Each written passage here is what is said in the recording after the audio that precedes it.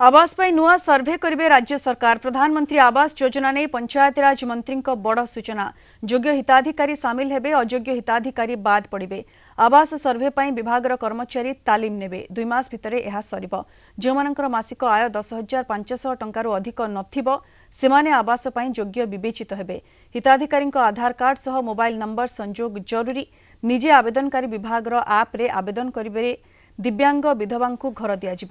जदि कौनसी गाँव में 15 ରୁ 20 परिवार घरडीह नथिबो गाँ भली क्लस्टर कराई आवास जोगाई दिज्व।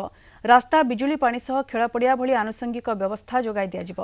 पूर्वर आवास तालिका प्रस्तुत समय पातर अंतर जोगु अनेक हिताधिकारी बाद पड़िथिबा अभियोग होइतिला। 11 सेंसस अनुसार यशस्वी प्रधानमंत्री नरेंद्र मोदी योग्य हिताधिकारी मानकु घर दिज्व ए प्रकार जो ताकर आभिमुख्य थिला ताकू परवर्ती मुहूर्त में बिजु जनता दल सरकार एपट सेपट करी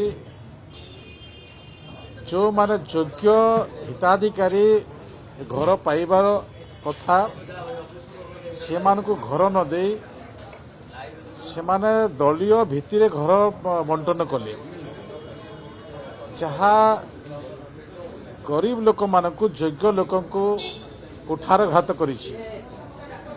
एबे नुआ आमे गाइडलाइन प्रस्तुत करिछु। ए गाइडलाइन हला जो माने योग्य अछंती से मानकु रखा जिवो एवं जो माने अयोग्य अछंती से मानकु कटा जिवो।